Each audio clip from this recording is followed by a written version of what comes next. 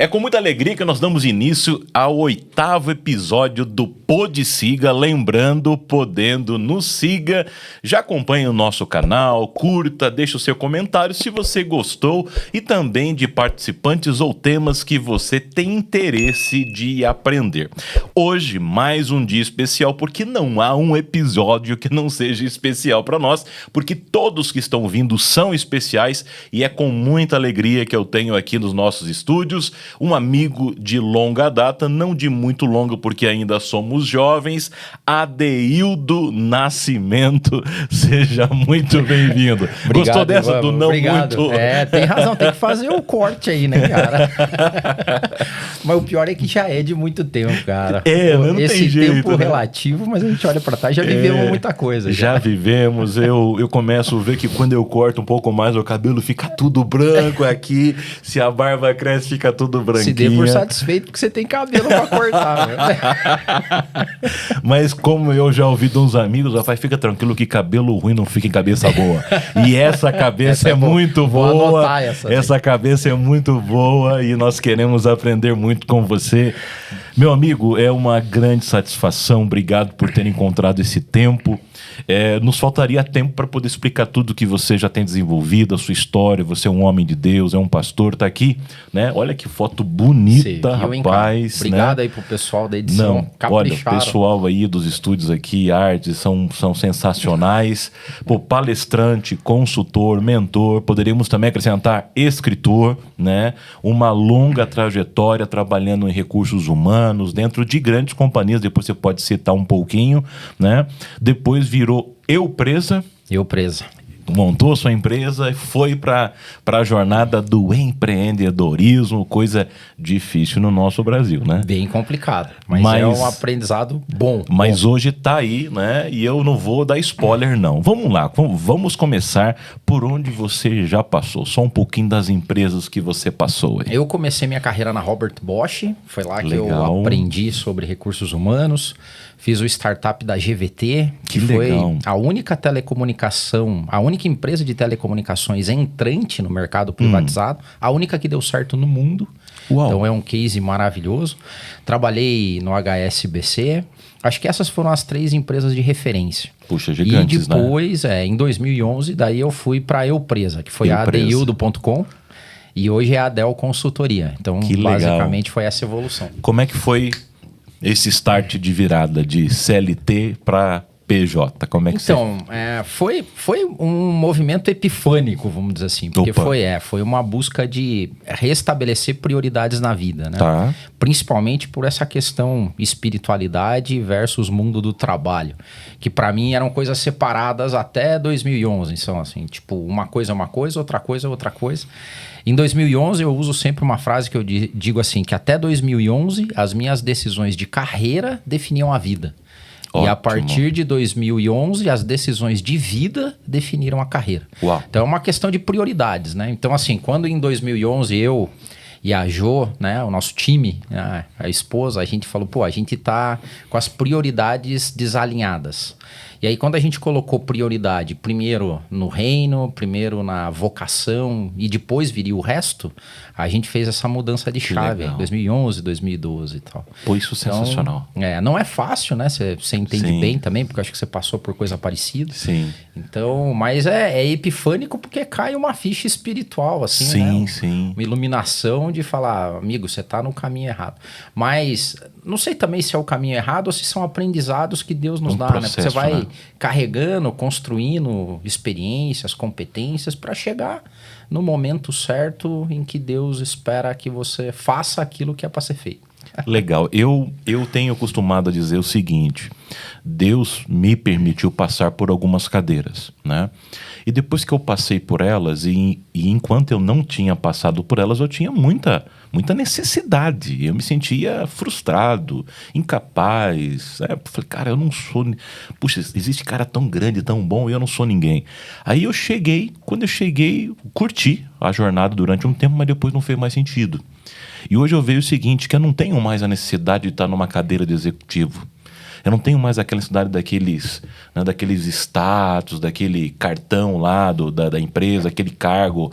Cara, hoje eu não preciso mais, mas só que eu supri. E eu vejo pessoas ao meu redor que estão atrás disso. E faz parte. E ao invés de dizer, cara, isso não vale a pena, não. Às vezes ele tem que passar, viver aquilo, amadurecer, para estar preparado para depois botar uma virada. E esses momentos te trazem muito aprendizado. Com então, certeza. assim, a minha vida como executivo, como profissional de empresas, hoje me ajuda enormemente. Porque eu estou no outro lado agora, onde eu ajudo o empresário e eu ajudo o executivo. Então, eu não sou alguém que fala sem conhecimento de causa. Não, eu já tive desse lado. Inclusive, eu já tive aí contratando pessoas como eu. Olha só, então, legal. Conhece os dois lados da mesa. Os dois lados, Então, acho bacana, que facilita. Mas olha, eu quero registrar, confirmar, porque só essa lição que você deu agora aqui já... Para mim já valeria o podcast. Né? Obrigado. Poxa, você antes a carreira... Definia a vida. Definia a vida.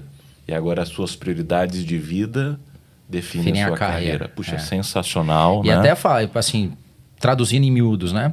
E você também viveu isso. Quando você está imerso no mundo do trabalho e que isso é a tua prioridade, isso define a hora que você acorda, a hora que você deita, o jeito que você se veste, os livros que você lê, as pessoas que você se relacionam. Então, isso define todo o resto. Isso verdade. É cultura, um pouco do que a gente vai falar, legal. Né? Então, quando você não tem bem claro, né, prioridade e o porquê você está fazendo as coisas, o meio vai te direcionar. Então, o meio vai definir a tua vida. Então, tá totalmente errado, né, teoricamente. Né? Show de bola. Vamos lá. Você tem um livro, né? Esse sei... é teu, esse é de presente. Obrigado, né? Esse é um livro com um tema sensacional. Eu quero até que você me diga, parece que você foi pioneiro no Brasil, pelo menos. Eu não sei se houve alguém que lançou no Brasil alguma coisa antes de você. Então, tem outros escritores que falam da inteligência espiritual, porque é um termo criado por Donna Zohar, que é uma escritora, professora, filósofa, física. Então, a Donna Zohar, ela, neurocientista, ela analisou a neuroplasticidade do cérebro de pessoas ditas espiritualizadas. Então, o conceito vem de tempos. E eu descobri esse conceito, eu tive acesso a ele em 2011, 12, logo quando eu estava fazendo a transição. E o que eu escrevi foi fazer o recorte, né, dos conceitos de coeficiente espiritual aplicado ao mundo do trabalho. Então, com esse recorte, eu acredito que eu sou o único que fala ou escreveu, pelo menos, né? Então, e também não tem o propósito de ser um livro científico, não é essa a realidade. Eu peguei os conceitos de QS e traduzi ele na minha vida como executivo e consultor de RH. Então, como que você aplica ou como que você pode ser inteligente espiritualmente no meio do mundo do trabalho? Então, essa é a provocação. Então, isso é legal. Inteligência espiritual no mundo do trabalho. A gente conhece muito bem inteligência emocional, né? O grande protagonista famoso é o Daniel Goleman. Isso mesmo. Né? Mas a gente sabe que teve outros, né, de origem. E eu não sabia a referência, né? E aí eu sempre, quando alguém traz alguma coisa de inteligência assim, espiritual, eu falo, não, com certeza o Adeildo, né? O livro da Donna Zohar é QS, Coeficiente Espiritual. Esse é por exemplo, assim como o do Goleman foi, ele reuniu, né, os conceitos. Isso. A Donna Zohar não, ela trabalhou como cientista no conceito e o coeficiente espiritual esse termo foi criado por Donna Zohar. Legal. E esse livro aqui, me diga uma coisa, ele é mais para cristãos, né? Ou também para não cristãos? Não, ele não primeiro, não é para cristão. Ele é para qualquer pessoa que tenha a curiosidade, né, ou interesse de saber sobre espiritualidade. Legal. Porque o propósito do livro, e até assim, quando eu escrevi o livro, eu mandei a primeira versão, né? Até foi você que me publicou a primeira vez, obrigado. E foi meu coach de escrita, porque eu comecei, foi o Ivan que me incentivou. E aí eu peguei e escrevi, você lembra? Eu mandei o manuscrito para várias pessoas de referência, falei, dá uma lida, né? E uma dessas pessoas é um pastor, amigo muito querido, e ele leu o livro e falou assim, eu senti falta de uma coisa. E ele falou assim, eu senti falta do chamado à conversão. Aí eu falei assim, então, não tem esse propósito o livro. Embora, né, no viés cristão, a gente deveria ter. Mas O propósito do livro foi abrir uma janela de percepção espiritual num mundo que de espiritual não tem nada. Com certeza. Certo? O mundo do trabalho, invariavelmente, ele é regido por poder, fama e dinheiro. E agora tem essa é a tríade do mundo do trabalho. Poder, fama e dinheiro. Agora tem um quarto que cada vez toma mais efeito e eu falo um pouco disso, que é poder, fama, dinheiro e sexo. Uau. Porque essa é a lógica que domina, né? Olha o que está acontecendo aí com o Diddy. Você vê o que é esse mercado que busca poder, fama e dinheiro, aonde é que ele vai desembocar, né? Então, assim, é uma deterioração. Prazer, né? Então, quando você olha o mundo do trabalho, de espiritual ele não tem nada, exceto se você abrir a janela da espiritualidade do QS. Então, essa é a grande vertente. E isso faz... Essa é uma preocupação, por exemplo, eu falo sobre espiritualidade nas empresas. O grande medo, né, o receio de um empresário, quando a gente fala, vamos falar de inteligência espiritual na sua empresa, qual que é o medo dele? Não, você vai vir aqui fazer pregação de conversão, vai fazer culto na minha empresa? Fala, não é essa a realidade. Então, não é um livro para cristãos, vamos dizer assim. Cristãos podem ler, sem dúvida nenhuma.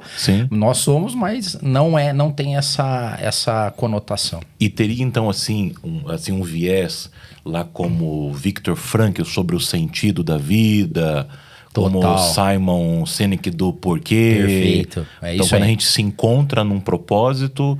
Ali que entra, então, o QS. Eu não cito Simon Sinek no livro, mas a logoterapia do Frankl, com certeza. Com certeza, tá. Porque é a busca pelo sentido, né? Legal. E eu digo assim, a gente pode ficar desempregado, mas a gente não consegue ficar sem trabalho. Olha, e talvez uma grande dificuldade da galera hoje é que tá todo mundo correndo atrás de emprego e não de trabalho. Você deveria correr atrás de trabalho.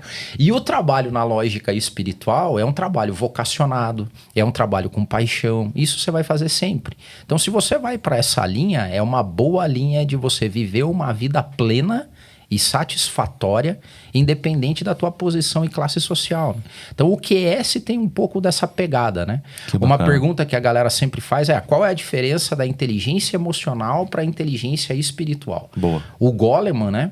Ele foi na linha de, cara, o mercado de trabalho, ele é tão desafiador, ele é tão massacrante que as pessoas na década de 90 começaram a adoecer. Isso já é longe, né?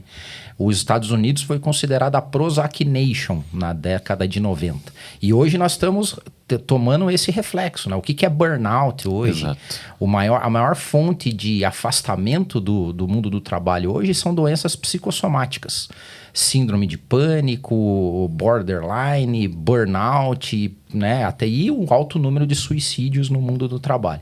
Então, a inteligência emocional na década de 90 veio como uma resposta, tipo assim, você tem que conhecer suas emoções, saber lidar com elas e com as emoções dos outros também, né? Sim. Nos quadrantes do Goleman. Só que não foi suficiente, mano. Não é suficiente hoje. Uau. Você não consegue hoje colocar um ser humano hoje numa situação tão desafiadora e tão massacrante em busca de poder, fama e dinheiro, né? Que é aquela lógica que um Hellis mortal na curva de distribuição normal não consegue isso com um vídeo, assistindo um vídeo no YouTube ou pagando um curso, não vai ficar rico, exatamente, poderoso e famoso. E aí a galera se deprime e fica ansiosa. Então, a inteligência emocional começou a não dar conta de tudo isso. E o QS surge, na minha visão, como a grande inteligência que a gente precisa desenvolver nesses tempos de mundo do trabalho que a gente está vivendo. Uau! Bem, a gente já entrou num tema, né? O tema que a gente vai desenvolver aqui hoje vai ser a cultura e os seus efeitos, né, na vida do cristão, né? Mas eu penso que a gente já tangenciou aí o tema. Já estamos falando um pouquinho. Você já, né, atuou com desenvolvimento de executivos, recrutamento, né, assim, outplacement e tal. E como é que você chegou à palavra cultura? Por que hoje você fez um nicho, né, nichou para falar de cultura e não escolheu 2, 3 temas outros? Por quê? Então, a cultura, assim, quando eu comecei a trabalhar, aí a gente começou a trabalhar com desenvolvimento humano. Essa foi desenvolvimento de líderes, desenvolvimento de times. Só que ao longo do tempo, com o advento da tecnologia e a humanização no mundo do trabalho, a gente começou a ver que a figura humana sozinha, né, que é a tal cultura do herói, ela começou a perder efeito nas empresas e na vida de uma maneira geral. Por que isso? Né? Tem uma frase que a gente usa quando a gente fala de cultura e times colaborativos, que é: por mais inteligente que você seja, você jamais vai ser mais inteligente que o mundo todo. E antigamente o mundo todo era uma coisa longe, distante da minha empresa, do meu podcast, da minha igreja. O mundo tá lá e eu tô aqui, e aqui eu sou herói. Aqui eu mando, aqui eu entendo. Aí veio esse negocinho aqui, ó. E esse negocinho colocou o mundo todo na nossa mão. Então, qualquer um de nós, por mais inteligente e preparado, a gente jamais vai ser mais inteligente que o mundo todo. Então, qual que é a grande lógica hoje? A lógica não é mais a cultura do herói. Agora é a cultura efetivamente organizando várias pessoas para um objetivo em comum. Então, em 2015, a cultura começou a chegar no Brasil com uma força enorme. Porque começaram a chegar as empresas de tecnologia, as startups. E essas empresas de tecnologia já tinham essa sacada. Cultura de herói pra gente não funciona. Nós somos um somatório de pessoas que, turbinadas pela tecnologia, faz coisas inimagináveis. Daí começou a surgir tudo que a gente vê hoje. Até chegar no nível que a gente está hoje de IA generativo. Então a cultura, Ivan, hoje é o grande diferencial competitivo de qualquer organização. É a cultura. Legal. E aí a gente se especializou mesmo. Então, em 2015 eu comecei a atuar com projetos de cultura organizacional. Veio a pandemia. Uau! Na pandemia, todas as empresas que tinham culturas fracas passaram perto da falência. Caramba. E as empresas que tinham cultura organizacional forte, não só não passaram perto da falência, como ganharam mercado, evoluíram, cresceram.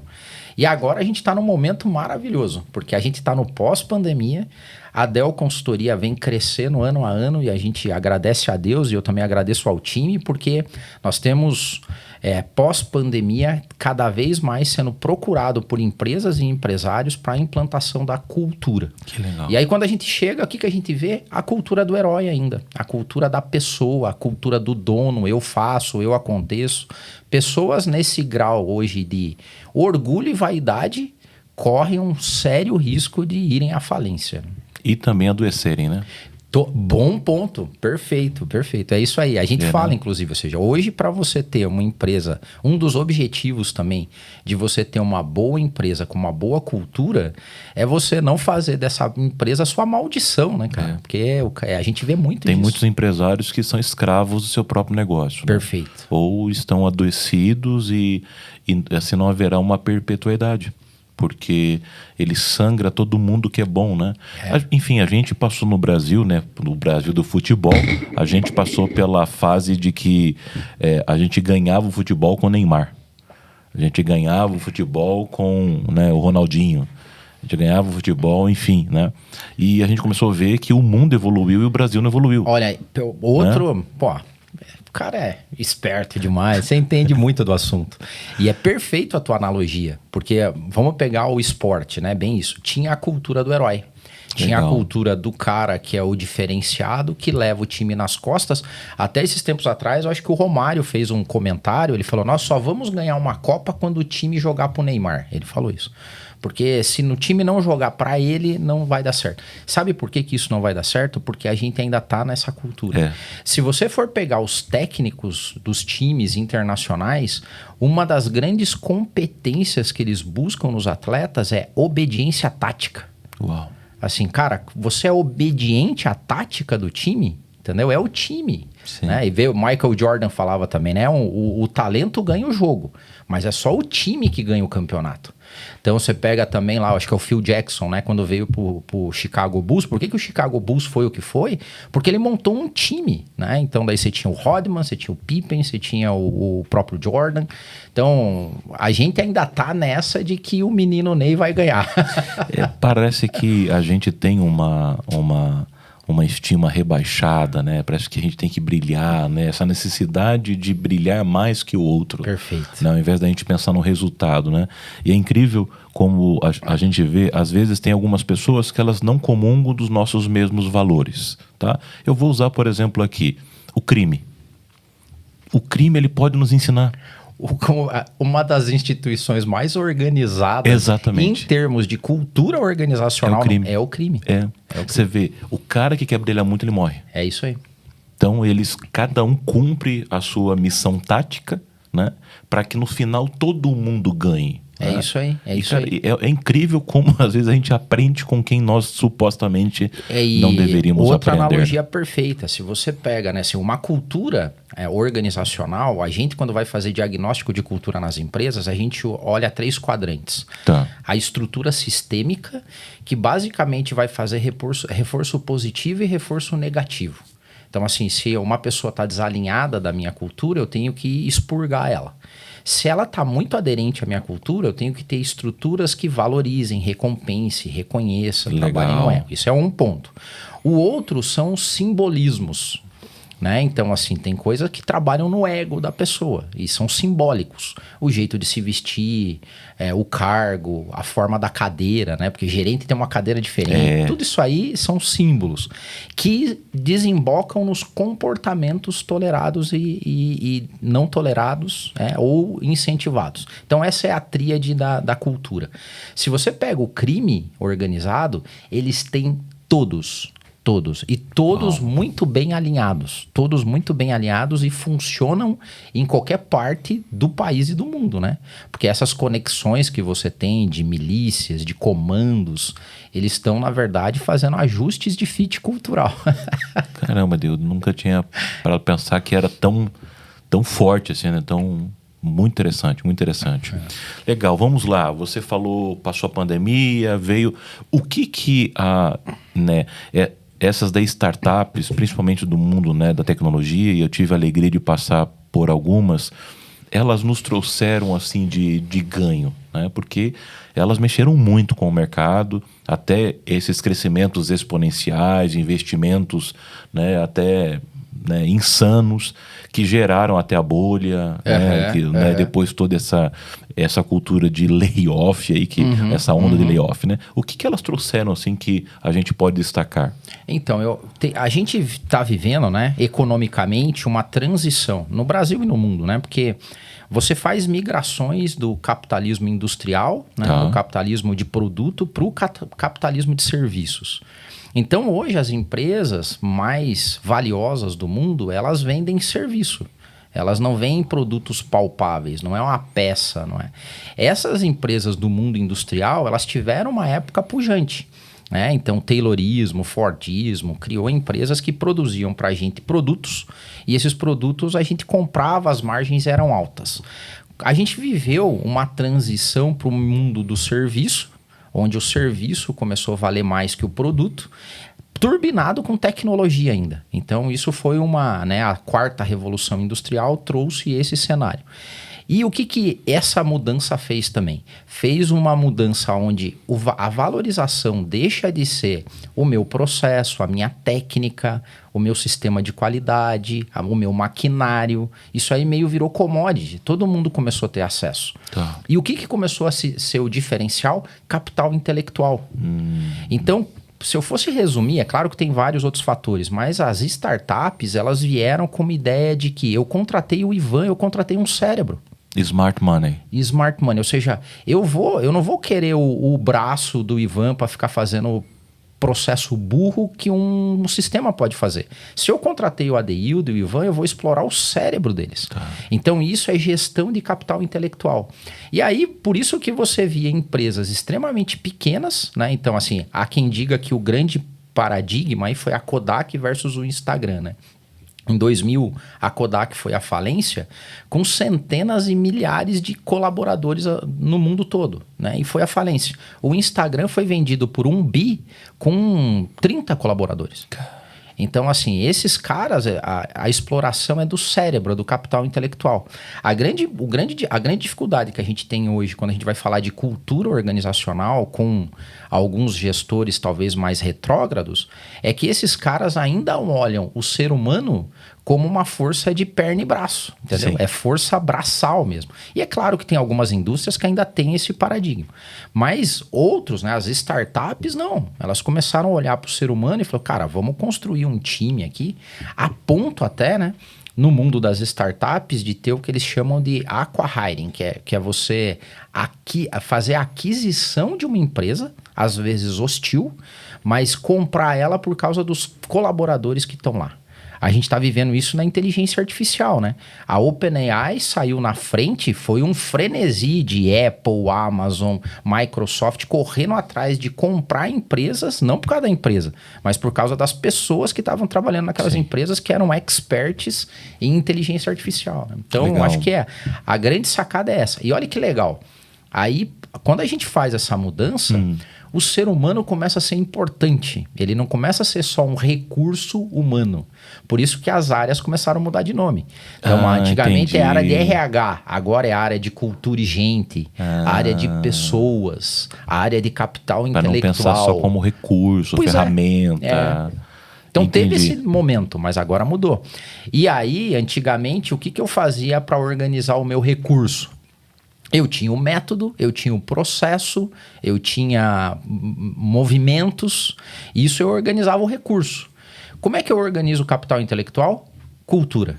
Então, a cultura virou a ferramenta para organizar a gente. Então, essa é a grande sacada. Bem, tem muita gente que está nos ouvindo, que é empresário, empreendedor, já tem a lição de que se não cuidar da cultura, na igreja também, né? Também. Igreja as também, organizações eclesiásticas também. Porque a cultura tem mudado muito, né? Muito. Você pega assim, a gente sofreu, né, e sofre, primeiro, a globalização, lembra?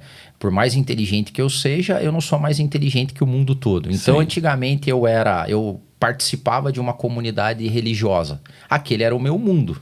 Hoje não. Hoje você participa de uma comunidade religiosa e você vai para casa, pega o teu celular, você vê comunidades religiosas ao redor do mundo inteiro. Exato. E que fizeram algumas coisas que podem... Pô, mas por que a gente não faz isso aqui na nossa? Sim. Né? Então... a gente tem dito lá na igreja que né, as nossas ovelhas, né? As ovelhas de Deus que estão conosco não são pastoreadas só por nós. Né? Hoje eles são pastoreados pelas redes sociais, por muitas pessoas, né? E nós somos comparados o tempo todo. Poxa, aquele cara tem uma palavra bacana, intelectual ou amável, e aqui, enfim, hoje está... Vamos lá, falando sobre cultura. Você acha que a automação e inteligência artificial mexe com a cultura? Ela tem alguma implicação na sua vivência? Você chegou a ver se isso interfere? Total. Ela mexe por vários aspectos, mas eu acho que o maior deles é que ela democratiza conhecimento.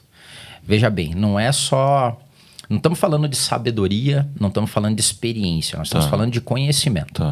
Então, a inteligência artificial hoje, ela coloca conhecimento, produção, processo, tudo disponível para qualquer pessoa. Entendi. Então, a gente elevou a régua. Então, quero dizer o seguinte, hoje todo mundo tem chat, alguma inteligência, a todo momento contigo. Então, se você... Antigamente, a gente entendia que o topo da organização, né, por N fatores, era o detentor do conhecimento. Sim. Então, eu penso, você executa. Porque aquele conhecimento ficou mesmo, era aqui no Brasil, vamos lá, era reservado a quem tinha mais dinheiro, a quem teve uma boa formação, a quem tem uma boa criação, vamos dizer assim. Então ele, aristocraticamente, era esse o detentor do conhecimento. Hoje não é mais. Então, primeira coisa, o conhecimento fluiu por toda a cadeia. Então hoje, quando a gente está fazendo uma palestra, eu estou num cliente entregando um relatório, esse conhecimento é público. Então não é mais o conhecimento em si só que garante você no teu cargo, que garante você na tua posição, mas é a correta aplicação dele no dia a dia. Eu costumo dizer que 2 mais 2 é 4, isso aí já não faz a diferença para ninguém, entendeu? O que eu vou fazer com o 4 é que é a grande diferença. Então, acho que a inteligência artificial e a tecnologia, ela quebrou as barreiras hierárquicas, ela fez com que pessoas de qualquer lugar tivessem acesso ao conhecimento e no final a cultura muda. Porque se eu tinha uma cultura hierárquica, eu sei, eu entendo, você só executa, isso já não é mais realidade. Por isso que tem, por exemplo, um grande choque de gerações hoje, Ivan.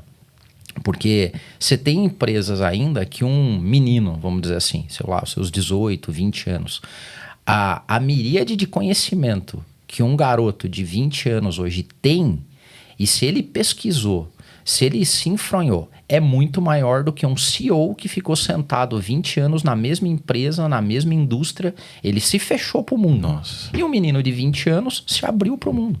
Aí esse menino de 20 anos, qual que é o problema? Ele chega para trabalhar nessa empresa, cheio de conhecimento, ávido para entender como é que ele aplica o conhecimento, porque ele não sabe ainda como aplicar. Aí ele ouve de um CEO, cara, você é pago para fazer as coisas. Não é para pensar. Não é para pensar, nem para entender o porquê das coisas. Se eu pedir para você tirar daqui e pôr lá, você tira daqui e põe lá. Mas esse menino quer saber, mas por quê? Qual que é a lógica de eu tirar daqui e pôr ali? Então, aí começa a criar estereótipos também, né? O pessoal da geração Z é tudo vagabundo, esses meninos não querem nada com nada. E da geração nova, falando assim, esses caras são uns tapados, não entendem da vida, não entendem de nada. Então, só citei alguns pontos aqui. Sim. Então, a cultura foi afetada drasticamente com tecnologia e IA. Eu tenho, né, assim, eu sou entusiasta da IA, não conheço profundamente, já me arrisquei da palestra aí, mas introdutória, né? Tem muita gente ainda, né, avessa a isso, né? Mas você trouxe uma perspectiva bem interessante com, né, o processo de automação e de IA, que antes o ser humano ele era bastante semelhante a qualquer máquina, ferramenta só para fazer aquilo que era braçal, né, músculo, repetitivo e tal. E a gente estava, assim, coisificando o ser humano, né? E agora ele tem uma oportunidade, né, de usar o seu diferencial, o seu cérebro, a sua inteligência emocional, a sua inteligência espiritual, a sua criatividade, porque a máquina não tem isso, né? Ainda não tem. É muito bacana, só que a humanidade, as pessoas precisam virar essa chave, né? Talvez a geração anterior, né, mais velha, tem um pouco mais de dificuldade de virar a chave, aprender e se reacomodar nas cadeiras, mas para os nossos jovens que estão nos assistindo, isso é muito bacana, né? Importante. O jovem tem que ter cuidado com a distração, né? Porque hoje a gente vive naquela lógica da recompensa rápida do rolar a timeline, né? Tá. Então já tem estudos sendo feitos de psicologia social sobre o efeito das mídias e do conhecimento na inteligência dos jovens. Então, assim, o que esses estudos têm apontado? Primeiro, o QI está baixando. Então, até foi, né, esse foi um artigo que foi extremamente veiculado aí, que foi pela primeira vez na história, o QI de uma geração diminuiu em relação à outra. Mas olha só, tem outros estudos sendo feitos de que a criatividade aumentou. Porque como é que você mede QI? O coeficiente intelectual é da fórmula matemática, é do cálculo, é da física, da química, da resposta ao método. Tá. O que é a criatividade? É a capacidade de você conectar várias áreas do conhecimento humano para dar uma resposta. Então, hoje tem dois paradigmas. A gente não sabe ainda se é bom ou ruim. Mas então, assim, uma galera que tem um QI talvez mais baixo, mas tem a criatividade maior. Né? Então, ainda há de se provar, porque a gente ainda está fazendo estudos preliminares. Tá. Mas hoje, né, se a gente fosse colocar na balança, o que é mais importante? Fazer conta, 2 mais 2, fórmula de Bhaskara. Que a IA faz tranquilamente? Ou ser criativo e inovador usando todas as áreas do conhecimento. E resolver problemas e, enfim. A resolução de problemas complexos hoje passa pela habilidade que uma pessoa tem de conhecer vários campos do conhecimento humano. E eu faço até um desafio, né? Primeiro, os jovens usem a internet para aprender. Acho que esse é o grande recado. Não fique só rolando timeline e dando risada de meme. Se você pegar e escutar, por exemplo, podcasts dos nerds ou dos geeks hoje, que é uma galera nova, vamos dizer assim, comparada com a gente, eles vão conversar sobre vários temas. Tá. Sobre geopolítica, sobre economia, sobre videogame, sobre Marvel, sobre séries, sobre história. Eles navegam, ainda que superficialmente, em diversos temas. Então, para você ser criativo, você precisa ter combustível para a criatividade e a cultura geral. Sim. Quanto mais conhecimento você tem, mais resposta você dá. Amplia o horizonte, né? Isso aí. Então, hoje a gente está vivendo esse dilema aí. Então, Antigamente a gente tinha muito de você ser especialista em alguma coisa, né? Hoje nós estamos vivendo um tempo onde tem que ser um pouco mais generalista. Para poder saber lidar com todas as variáveis que estão se apresentando. E né? se você for um eterno generalista, você não vai conseguir produtificar alguma coisa. Você vai ter que achar algum nicho para você trabalhar. Que você se encontra ali. Por exemplo, eu trabalho com cultura organizacional, sou consultor e tal. Mas quanto mais conhecimento transversal eu tenho, melhor fica a minha entrega naquilo que me diz respeito. Tá. E isso vale para qualquer situação. Vamos pegar, por exemplo, um caso de um pastor hoje, né? Sim. Então, você imagine que na tua audiência hoje de uma comunidade religiosa, você vai ter o senhor e a senhora de 70, 80 anos, que é a geração X. Você vai ter geração alfa aí, que é a meninadinha de 11, 12 anos. Sim. Então, assim, se você não tiver conhecimento geral e aplicar numa teologia prática, vamos dizer assim, você começa a não ter mais contato com a tua audiência, né? Legal. Então, exemplos. Bacana. Vamos lá. Falando mais de cultura, que é a tua área, né? Para alguém que está começando agora uma empresa, né? Começando agora, talvez com alguns poucos colaboradores. Assim, como é que seria para ele colocar o trem no trilho logo do começo? Tem como começar uma empresa já construindo uma cultura? Tem. Ou ela vai sendo construída, ou ela é construída depois? Não. Quanto mais cedo você começar, melhor. Assim, então, hoje, por exemplo, os nossos trabalhos mais desafiadores é entrar em fazer transformação cultural. Tá. Que é entrar numa empresa, que já existe diagnosticar a cultura dela e falar, o dono falar, cara, mas não é essa cultura que eu gosto. Isso aí não é legal, eu quero ter esse tipo de cultura. Só que daí você pega uma empresa de 20, 30 anos de existência, 50. Como é que você muda uma cultura daqui para cá? É trabalho, meu amigo, de anos para você fazer essa transformação. Um dos cases interessantes, até quem se interesse, é o case de transformação cultural da IBM, por exemplo. Que durou mais de década, mas a IBM sair de uma empresa que era hardware para ser uma líder em inteligência artificial. Teve uma mudança cultural absurda. Mas você consegue começar do zero? Consegue. Vou dar a dica básica aqui. Então, se você é empresário e você está começando uma empresa, um exercício simples para você fazer. Liste os comportamentos das pessoas que você fala assim, cara, se uma pessoa faz isso, a minha vontade é demitir sumariamente. Liste os comportamentos. O que ali você fala, cara, isso aqui é intolerável uma pessoa que tem esse tipo de comportamento. E faz o trabalho inverso. Quais são os comportamentos das pessoas que quando eu vejo me brilha os olhos, eu falo, puxa vida. Aí você já tem um bom alvo a ser perseguido da cultura que você quer criar dentro da sua empresa. Então comece a recompensar e reconhecer os comportamentos que você acredita que favorecem a tua cultura e expurgue ao longo do tempo os comportamentos que você não curte. E isso tem a ver com comportamento, lembra? Pegar, né? Você é expert no tema também, né, Ivan? Lembra como é que a gente fazia as avaliações de desempenho? Sim. Era resultado versus competência, né? Esse era o gráfico de Nine Box. Resultado versus competência. Faltava o eixo do comportamento. A cultura coloca, inclusive, o comportamento mais importante que a competência. Daí o cara, mas o cara não vai ser competente. Não, competente ele tem que ser. Isso não está em discussão.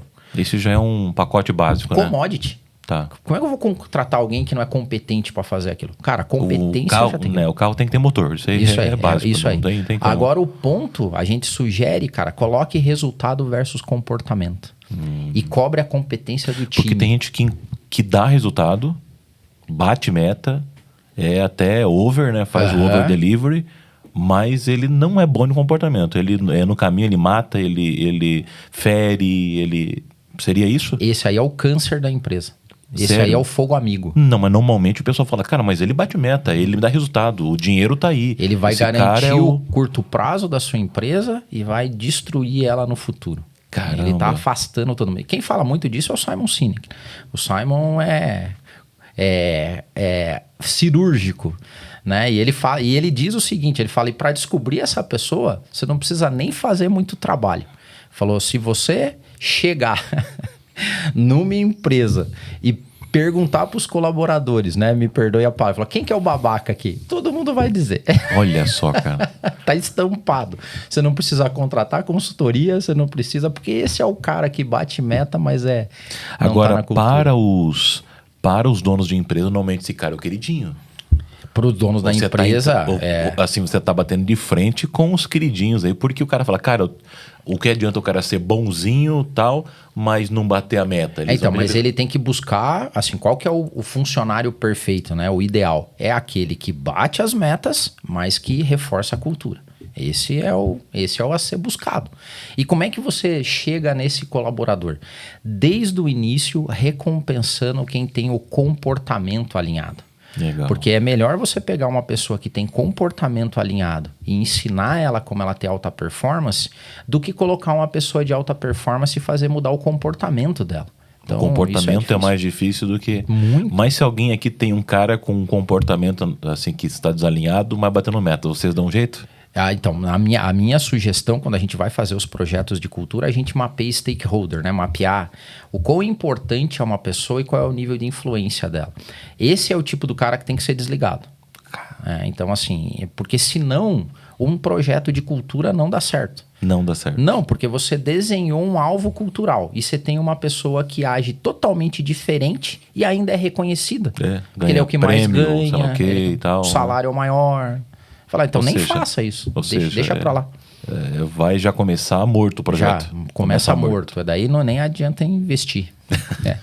Bacana, olha, tema bastante delicado, né? Polêmico, né? Porque, enfim, você é empresário, sabe que tem que pagar os boletos. É isso aí. Mas você sabe que a gente tá vivendo, Ivan, coisas muito interessantes. A gente até, depois, se vocês puderem, sigam a gente, @Del Consultoria, é DHEO Consultoria. E a gente tá colocando depoimentos de alguns empresários, clientes nossos, que fizeram projetos de cultura com a gente. E é meio recorrente a gente perguntar para eles. A gente faz uma pergunta agora. Qual foi o maior desafio num projeto de transformação cultural? A grande maioria deles, eu. Ele fala assim, o maior desafio fui eu. Porque sou eu que tenho que mudar. Olha só. Eu que tive que mudar. E é maravilhoso ver a humildade desses empresários com sede de conhecimento e crescimento. Falou, a cultura da minha empresa chegou aqui porque eu deixei e às vezes era eu que fazia isso. Então, se eu quero que a minha empresa saia daqui e vá para lá, quem primeiro tem que mudar? Sou eu.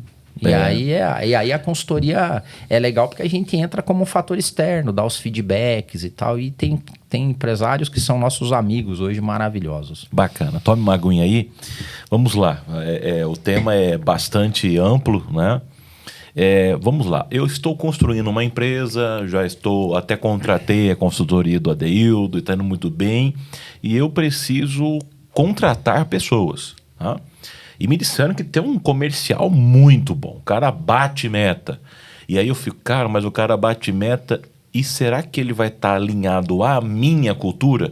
Quais seriam umas dicas que você poderia dar para quem precisa contratar alguém e está com medo de chocar na cultura que ele já tem? Legal. Bom, nós quando entramos nos projetos de cultura com o cliente, uma vez que eu já desenhei qual é a cultura desejada, a gente permeia essa cultura em todos os processos de gestão. Tá. Um deles é recrutamento e seleção. Então, a gente habilita esse empresário, seus líderes, a fazer entrevistas por fit cultural. Que é como que eu, num processo de entrevista, faço boas perguntas para eu conseguir tirar a crença da pessoa, né? Porque é a crença que define o comportamento. Então, tem técnicas para fazer isso. Mas vamos supor que você é um empresário pequeno, você não tem bala na agulha ou nem vontade, ou não está afim de contratar uma consultoria, não é o momento, seja o que for. Fala, não é para mim. Tem técnicas para você fazer isso também. E a gente chama de observação e referência cruzada. Primeiro, se você sabe, pô, o Ivan é o cara, esse me disseram que ele é o comercial. Cara, stalkeia o Ivan. Vai em eventos onde o Ivan tá, participe de conversas. E é até legal, porque o Ivan, quando o Ivan não sabe que está sendo selecionado, ele tende a ser o mais natural possível. Sim. Então você começa a perseguir o Ivan, né? Stalkeia ele, ver quais são as crenças e referência cruzada. Ligar e perguntar a pessoas que conhecem o Ivan, que já trabalharam com o Ivan, e isso conta muito hoje, porque a mídia social nos escancara a reputação, né? Então alguém liga e fala assim, você conhece o Ivan? Pronto, ali Me fala um pouquinho do Ivan, como é que ele é, como é que ele por onde ele passou. Então, outra dica, né, que isso é muito comum no mercado, demita rápido e leve muito tempo para contratar. Ou seja, não se apresse. Tem cara que tô apressado, eu preciso contratar alguém para pôr aqui. Isso normalmente... Se for numa posição ainda importante, né? O que é uma posição importante? Alguém que pode entrar e ter poder para falir a sua empresa ou para levar ela para um outro nível, essa é uma decisão importantíssima. Então gaste tempo nela. Gaste tempo. Legal. Vamos lá, vamos pensar que cultura é um telhado. Eu teria que, para sustentar nesse telhado, ter pelo menos um quadripé aqui, né? Quem sabe falar 2 deles, você não entregar o ouro todo aqui, senão o pessoal, né? Mas fala aí, o que sustenta, né, a cultura? O que faz com que ela fique de pé dentro de uma empresa? Então, normalmente é um tripé. Que a gente fala, não precisa nem ser 4, ou seja, 3 para fundar esse plano, né? Legal. Mas eu vou falar o primeiro, que é o mais importante, que é uma coluna ou a rocha da cultura organizacional. Romana lá. A coluna romana, a cornerstone, talvez. É assim, é o comportamento do líder principal. Comportamento. Assim, então... Ou seja, aquilo que ele fala tão alto que as pessoas quase o tal do exemplo. Não ouvem as palavras isso dele, aí. né? Então é por isso que quando a gente faz os projetos de cultura, os mais bem-sucedidos passam pelo processo de transformação comportamental do próprio dono, né, do empresário. Ele também está evoluindo como líder, como gestor. Então o comportamento dos líderes é o pilar principal. O outro, né, na sequência de importância, são as estruturas de reforço positivo e reforço negativo. Entendeu? Eu demito, mas eu também promovo. Essas duas, assim, quem você demite numa empresa, cara, manda uma mensagem absurdamente forte. Lembra o caso? Sim. Ó, esse comportamento dessa pessoa é intolerável. É tão intolerável que ele era o meu melhor vendedor, mas eu tô desligando ele porque eu não tolero esse tipo de comportamento. Isso é uma mensagem fortíssima. A outra mensagem que é muito forte, a promoção. Então aqui, ó, eu tô promovendo o Ivan. Então o Ivan talvez não seja o nosso melhor vendedor, mas olha o comportamento do Ivan. E aí você dissemina essa mensagem. Então, ó, o comportamento do líder principal é a primeira coluna, reforço positivo e reforço negativo. E o último, comunicação. Aí você tem que abusar da comunicação. Usar de todos os artifícios, podcast, mural, WhatsApp, Instagram, TikTok, panfleto, para comunicar essa cultura tua, o que você tolera, não tolera. Então, basicamente é isso. Legal. Vamos lá, vamos fazer uma aplicação de cultura agora não mais nas empresas, porque eu também sei que você também atua nesse outro setor. Igreja. Vamos falar um pouquinho agora sobre cultura e igreja, né? O que você poderia trazer para a gente sobre cultura e igreja, porque você também é pastor e você tem essa experiência toda no mundo corporativo, mas também lida com pessoas dentro de igreja. Como é que a gente poderia ter aí um overview sobre cultura e igreja? Pô, boa pergunta essa, hein? Desafiadora. Eu acho assim que, para tentar resumir bem, né? O pior lugar para uma igreja ficar, na minha visão, é querer abraçar todas as culturas possíveis. Porque daí você perde a tua identidade. Porque cultura tem a ver com identidade. E aí, né, me permita, né? E assim, eu me coloco no meu lugar aqui, não sou teólogo, não... Mas... Para mim, talvez o pior cenário é, de novo, aquele pastor que tenta abraçar o mundo e ficar em cima do muro. Então, assim, se você quer ter uma cultura da tua comunidade forte, da tua igreja forte, dê identidade para ela. E aí vai chegar esse irmão que pastoreado pela internet. Sim. E ele vai chegar, mas pastor, na igreja lá dos Estados Unidos, do Canadá, eles falam, então, irmão, a gente não tá nos Estados Unidos, a gente não tá no Canadá, é aqui, é a nossa realidade, Compra é essa a tua nossa passagem. identidade. Pois é. Ah, mas na igreja do fulano, eles falam, puxa vida. Então, assim, nós não vamos perder, né? Se é cristão, tá salvo em Jesus Cristo, vai para outra igreja. Você tem que ser fiel à tua identidade, àquilo que você acredita, para dar um corpo, né? Sim.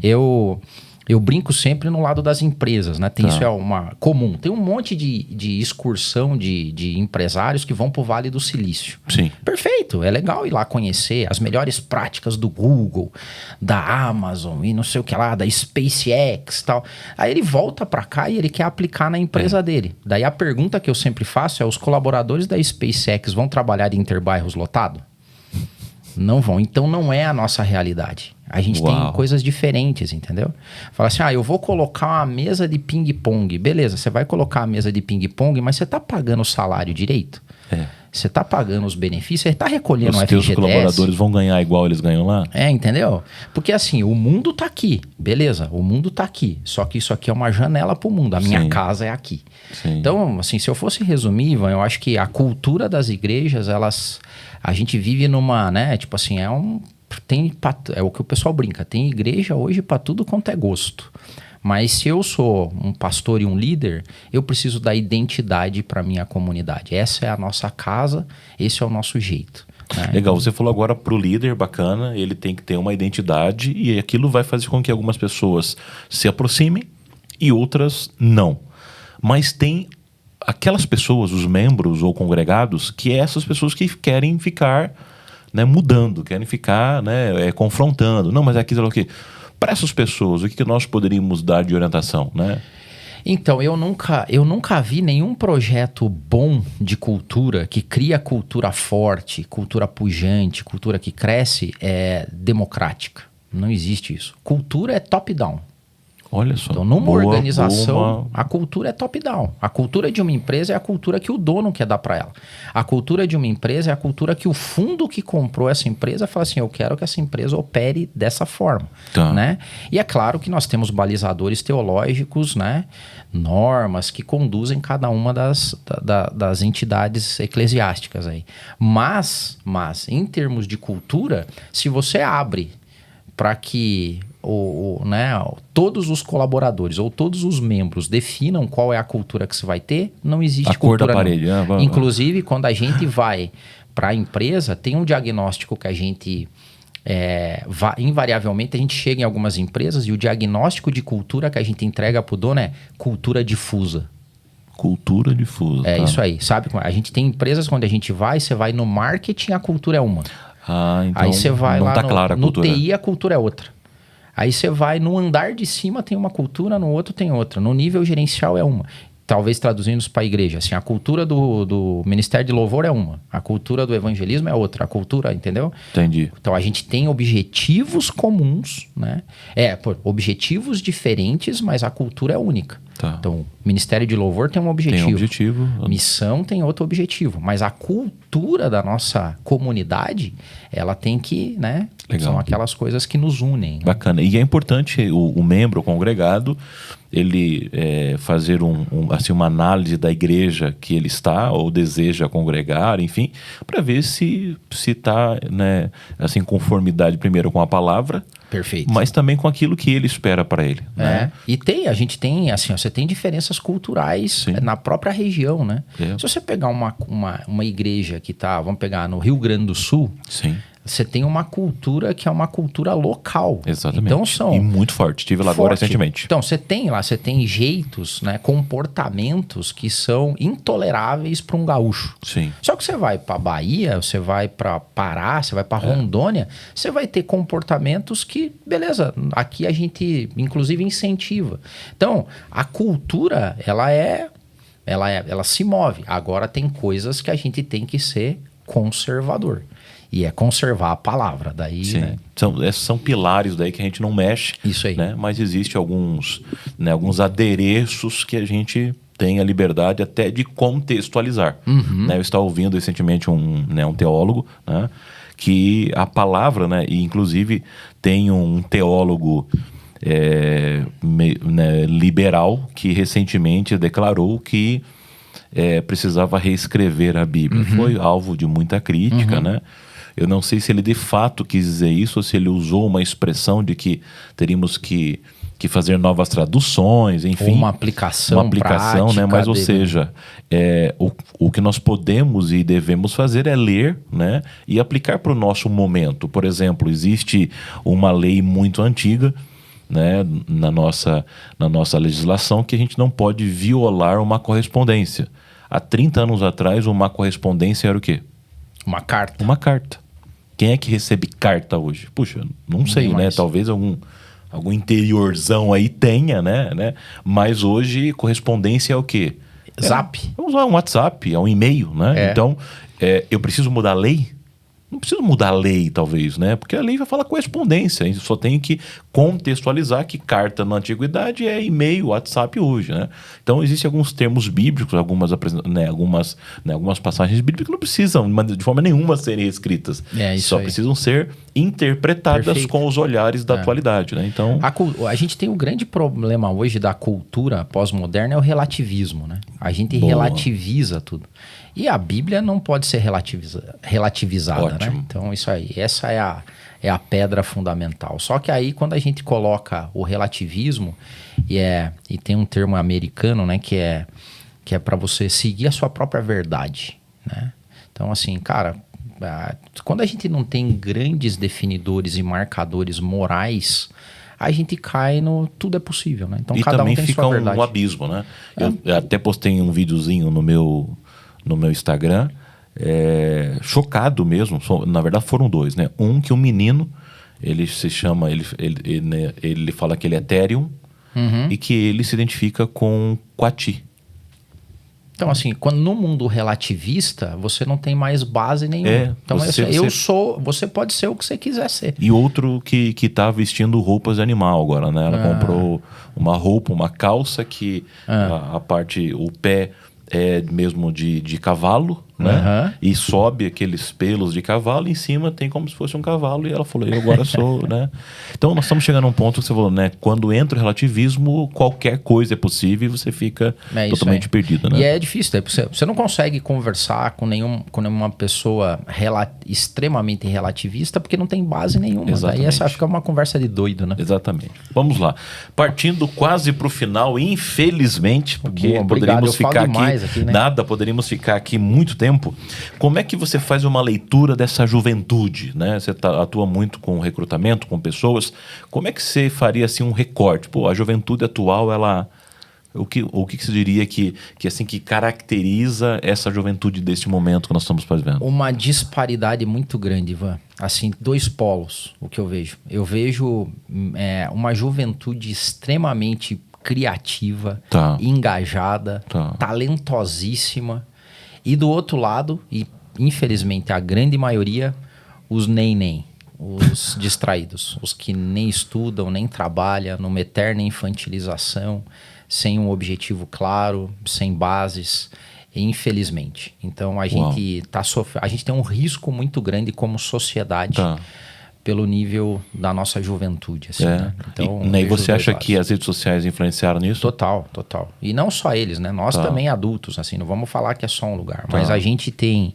É claro que tem vários fatores, de novo, sempre é bom fazer os recortes, né?